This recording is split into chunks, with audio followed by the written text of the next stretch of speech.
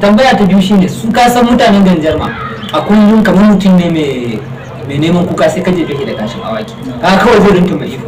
so a baya an yi siyasa iri so in ce daga kakanninmu zuwa yanzu ai ana siyasa so kuma akwai waɗanda suke zuwa Ganjarma su samu ƙuri'a da sun zo kawai sun ci ƙuri'a su tafi yanzu Ganjarma fa ta kai ta kawo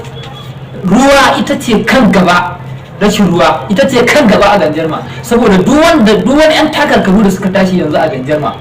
kowa gani ake kawai kamar iska ne kamar ba za a iya ba kawai gani ake kamar ɓata ƙuri'u za a yi ba za a iya ba wasu ma suna funfin kamar ai gwara ma su zaɓi wani ɗangare saboda ai ana ganin kamar Ganjarma ba za a iya tallafa mutum ya je abin da yake so ba amma dai a takaice shine abin da muke bukata shine kana ganin cewa wannan takara naka idan Allah ya sa aka dace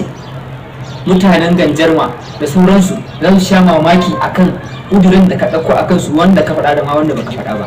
ka fahimta ko so abin da ake so yanzu Ganjarma buƙatar ruwa ne kan gaba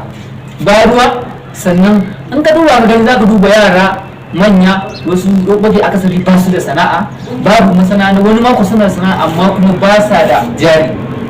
ka fahimta so in aka zo rudin siyasa kuma za a raba kaya za a raba kawai da an yi kawai shikenan babu wani labari kawai dan siyasa ma zai wuya zai sai zaɓe shi yasa mutanen da suke da fushin haka ko me za ka iya ba da shawara akan haka